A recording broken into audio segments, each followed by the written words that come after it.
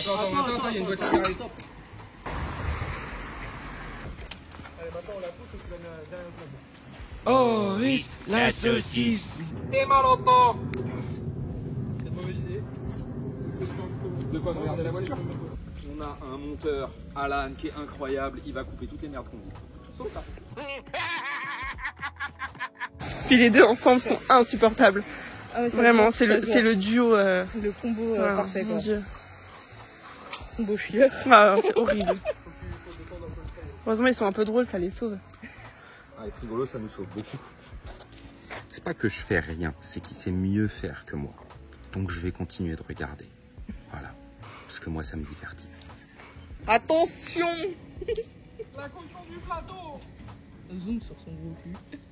Regarde la location. C'est dommage qu'il a pas une raie de plombier. Bon, Alexis, là, plus vite, là. C'est un peu mou. Demain, on y est encore. Il s'est fait un peu arnaque, un clic contre une manivelle, le gars, là. J'adore, genre, je la vois comme ça. Il s'est fait arnaque, le mec, le clic contre la manivelle. Ah oui, parce qu'avec la manivelle, j'aurais déjà fini. Hein. Châtiment. Je pense que tu peux couper la vidéo. Ouais, je pense.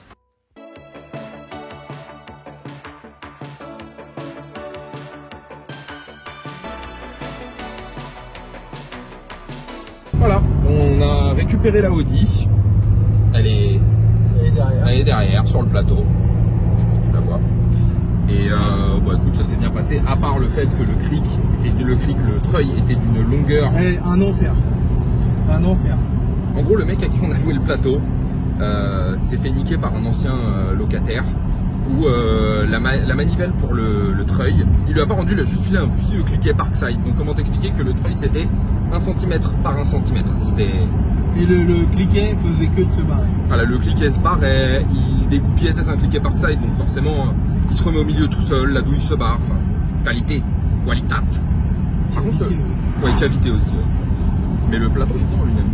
Le plateau c'est une tuerie, non franchement, il est basculant en rampe et il y a un angle d'incidence qui est vraiment ridicule. Donc c'est un régal pour charger une caisse. Mais ouais, le treuil manivelle ou un treuil électrique.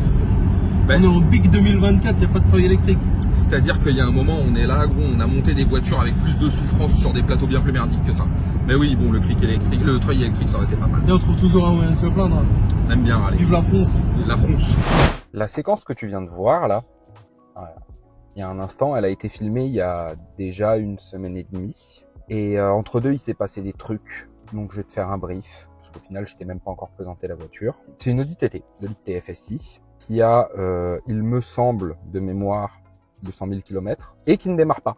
C'est pour ça qu'on l'a déplacé sur plateau. Après constatation, il s'est trouvé que le compteur était cramé. Apparemment, c'est une maladie connue sur les 8G. Et donc actuellement, le compteur est chez un mappeur qui sait faire le remplacement de puce, qui va du coup transférer la puce de l'ancien compteur vers le nouveau. Et normalement, la voiture devrait démarrer. Maintenant, il y a 1 million de petits trucs à faire avec cette voiture parce que de ce que j'en sais, autant le propriétaire auprès duquel on a récupéré le véhicule, qui est une personne que je connais très bien, on a pris grand soin, autant la première personne qui a eu la voiture, enfin la première personne, je pense pas que ce soit le premier propriétaire, mais le véhicule, la personne qui a eu le véhicule avant lui par contre n'en avait rien à foutre. Donc je vais te faire un tour d'horizon de la voiture et c'est absolument pas glorieux. Déjà, cette voiture n'a pas de compteur, ça tu t'en doutes, c'est moi qui l'ai retiré. La voiture en fait quand tu mettais le contact, je dois avoir une vidéo quelque part que Alan va se faire un plaisir de te balancer là. Quand tu mettais le contact, le compteur ne s'allumait pas, la voiture démarrait 1 seconde et se recoupait ensuite, et tout ce qu'il y avait sur le compteur, c'était le voyant de la capote qui s'allumait. Au démontage, on s'est rendu compte que ouais, il y avait des puces, des EPROM sur le compteur qui étaient cramés. Donc bon, ça c'est ok. Il y a ça qui a été rajouté, je sais pas trop quoi en penser, apparemment c'est un daylight sur les mecs qui ont des SG. Ils mettent tous ça, bon, pourquoi pas, ça me traumatise pas dans l'instant, la couleur est un peu criarde, mais j'ai d'autres choses à voir. Les panneaux de porte sont globalement flingués. Là, tu as des petits trous. Je sais pas comment ça s'est passé. Parce qu'il faut le vouloir quand même pour déglinguer ça. Le panneau de porte en lui-même ne tient... hop, voilà, tu vois, il tient pas des masses. Les plastiques chromés à l'intérieur sont pas non plus magnifiques. Ils sont tous tout piqué comme ça, là. Je sais pas ce qui s'est passé. Pareil pour les réglettes là. Alors ça se verra pas très bien à la caméra, mais la réglette est piquée dans tous les sens. Il y a eu ça, de fait, là. C'est le fameux covering Maxime Carbone de chez Action, le rouleau d'effet carbone. Voilà. C'est censé être gris métallisé en dessous, il me semble, de mémoire. Oui, c'est ça, c'est gris métallisé en dessous. Et il y a ça aussi. Alors ça, là, bon, déjà, je sais pas ce qu'il a fait. Quand il y a eu une tentative d'installation de CarPlay, là, il y a eu de la colle forte un peu tout autour. Je sais pas trop comment je vais enlever ça, sûrement à l'aide de l'acétone. On va voir. Et attends, je vais enlever ça parce que je l'ai déjà enlevé une fois. Il y a ça. Voilà. Ça, c'est le câblage de l'autoradio qui a été saccagé pour brancher ça. Et j'ai ça et des merdes-toi. Il faut savoir que de base, moi, la voiture, j'étais allé la voir quand elle était roulante. Et il n'y avait pas d'autoradio. Il y avait cette chose-là, là, qui est le CarPlay que tout le monde connaît, hein, globalement. AliExpress le vend à peu près la moitié du monde. Et il marchait pas. En fait, il s'allumait, mais il mettait pas de son. Et en fait, il y avait rien de câblé, parce qu'il y a un ampli Bose là-dessus. Malheureusement, il y a de l'audio Bose. Enfin, heureusement, il y a de l'audio Bose, mais malheureusement, ils savaient pas, ils étaient pas au courant de l'histoire du fil de remote qui te fait démarrer ton ampli. Donc, bah, pas d'audio. Donc, j'avais regardé vite fait et j'avais trouvé les fils. Mais enfin, j'ai toujours cette pelote de merde là où je dois en faire quelque chose de propre parce que figure-toi qu'en 2015, donc ça remonte déjà il y a un moment, hein, j'avais un pote à moi, un certain Bénichou, qui avait une passion pour les 306, à l'époque moi aussi, et qui s'était retrouvé à vendre une voiture à une dame qui avait installé un autoradio dans sa voiture, un peu comme ça. Et la voiture avait pris feu, le tableau de bord avait commencé à fondre et la bagnole avait pris feu, c'était encore une bonne histoire ça. Et donc depuis, on blague pas avec les autoradios. C'est con de perdre une voiture pour un câblage d'autoradio dégueulasse à AliExpress. Donc ouais, pour le tour de l'intérieur, on a globalement fait le tour. Les sièges sont pas trop vilains, le cuir est globalement en bon état, pas trop passé. Siège conducteur, c'est à peu près pareil. Bon, il est micro-craqué parce que c'est un cuir qui a déjà 15 piges, mais globalement, ça va. Ah oui, avant de passer à l'extérieur, dans les trucs qui marchent pas, j'ai aussi ça, le climat de contrôle, qui a priori, d'après ce que m'a dit le précédent propriétaire, ne fonctionne pas. Il a pas envie de il s'allume, hein, il se rétroéclaire, mais il se passe rien. Mais vraiment rien de chez rien, même pas comme une résistance de chauffage HS ou quoi, vraiment juste, il se passe rien. Ça, et alors, elle est cachée là. J'ai la prise 12 volts, la prise allume-cigare ne fonctionne pas non plus là-dessus. Donc ce sera des trucs à voir. De toute façon, elle a besoin d'amour un peu partout, hein. Tu vois, même le cuir là, il a besoin d'être hydraté. Là aussi, enfin voilà, un petit peu de boulot, mine de rien. Ça, et en dessous, là-dessous, il y a un million de fils qui se baladent et de la visserie manquante un peu partout. On va passer à l'extérieur parce que pour moi, c'est là que le bas blesse. Bon, déjà ça, le fait que l'aileron soit levé, c'est normal. A priori, quand il y a une erreur de compteur là-dessus, ça le fait tout seul. Par où commencer, la peinture est passée. Encore l'arrière, ça va, je vais te montrer l'avant dans 2 secondes. Mais la peinture est globalement passée, elle a des petits rattrapages de partout, là, tu vois, ça demande d'être un petit coup de belle gomme. L'éléphant dans le couloir, c'est ça. La capote, elle est morte, mais morte de chez morte. Elle a été réparée 2-3 fois. Donc va falloir qu'on y fasse quelque chose. Les jantes elles sont frottées de partout. Toutes les jantes sont frottées et celle-ci est fissurée sur les bâtons. Donc dans tous les cas, elles seront à changer les 4. Ouais, la peinture est passée, comme je te disais, tu vois, sur l'avant. Partout, là, c'est des petites retouches, partout. Donc elle a besoin au minimum d'un gros polish et au mieux d'un, je vais pas te dire une complète parce que on n'est pas dans ces budgets-là, mais d'un covering, quoi. Ah oui, et je sais pas pourquoi, il y a quelqu'un qui a dû essayer de se servir, mais il manque les lave-phares aussi. Enfin, les buses de lave-phares. Mécaniquement parlant, elle est bien, cette voiture. Je vais pas tout redémonter parce que c'est un peu chiant à remettre, mais globalement, la voiture, moi je l'ai vue tourner, hein, de toute façon. Cette voiture, elle m'a été proposée avant d'être en panne à l'achat. Chose que j'ai pas faite et au final, grand bien m'en garde. Et non, c'est une voiture qui est mécaniquement très saine, ça y a pas de souci de ce côté-là, c'est vraiment esthétiquement qu'elle est dans un sale état. Mais le 2 litres TFSI va bien, il a des bonnes compressions, les bougies et la vidange ont été faits récemment, voilà, pas de quoi se plaindre. La porte, putain! Ah oui, il y a ça aussi. Le fait qu'il soit noir me dérange pas particulièrement, c'est vraiment le fait qu'il soit mal collé, on dirait que ça a été collé au silicone ou au truc de cabine de douche, ça tient pas bien. En fait, je pense que c'est pas adapté pour ce modèle-là à la base, parce que c'est censé être un peu rond, et là, pas du tout. Et comble du génie humain, il y a ça aussi. L'antenne était morte, et il y a eu un coup de silicone de quelque chose, je suis pas sûr que ce soit à la base de l'antenne, j'ai l'impression que c'est une vis qui a été mise là. Me demande pas pourquoi. Là, le pare-choc arrière aussi, là, il y a une petite claque et des petites coups de bombe de peinture noire. Alors ça aurait été bien de prendre noir brillant, je pense que ça se serait moins vu que de prendre un noir mat de type action ou Carter Cash. Alors non pas que leur peinture soit mauvaise, hein, mais bon, quand tu fais ça, faut au moins choisir la teinte. Ça, je sais pas combien de temps ça va rester, parce que de toute façon, ça a une sonorité inexistante. Mais sinon, dans l'ensemble, elle est pas choquée, cette voiture. Donc c'est ce qui m'arrange un peu, finalement. Bon, je vais me remettre à me filmer d'ici 5 secondes, hein, mais il y a la Sandy Family qui est en train de passer, là, donc j'attends. Voilà.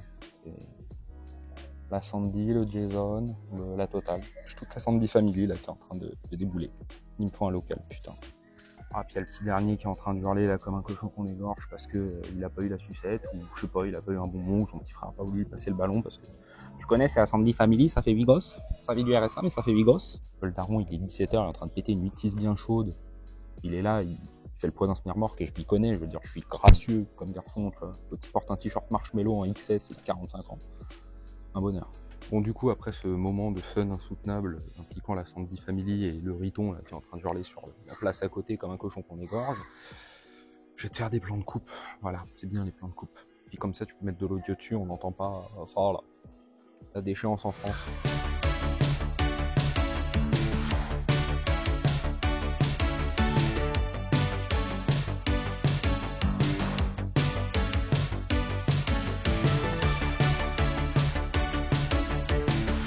Bon, on est mardi 28 ou 29 février, il est 19h et il faut que je te fasse un brief parce que sinon le monteur va m'écorcher vif.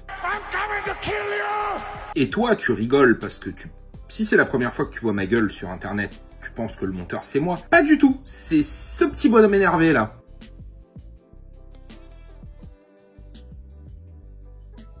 Et ça fait 2 semaines qu'il me réclame que je lui fasse un récap. Parce que figure-toi que quand j'ai filmé l'Audi TT, c'était un des premiers trucs que je filmais, et ça a été un peu fait avec le cul. J'avais aucune idée de comment me filmer. J'en ai encore aucune idée actuellement, hein, mais c'est un peu mieux, on y travaille.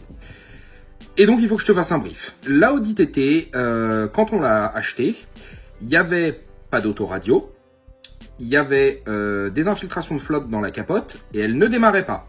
Donc ce qui s'est passé, c'est qu'on a patché la capote avec ce patch-là, voilà. C'est pas mal, c'est correct, c'est étanche, ça le fait. On a recablé l'autoradio parce que normalement tu vas voir ce petit clip qui te montre que le câblage de l'autoradio c'était une vraie merde.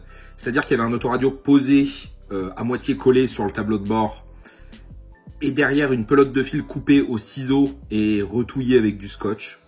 Ça ne marchait pas, au final il y avait juste besoin de tirer un fil de remote et un fil de plus après contact, problème réglé. Et le plus gros problème, la voiture ne démarrait pas. Il y a eu donc un bon mois d'aller-retour avec un mapper, que je remercie d'ailleurs, hein, s'il passe par là. En gros, lui, il voulait sauver l'immobilisateur. Ce qui s'est passé, c'est que l'intérieur du compteur était cramé. J'ai une photo, je vais te la mettre. Si je la trouve, elle apparaît maintenant.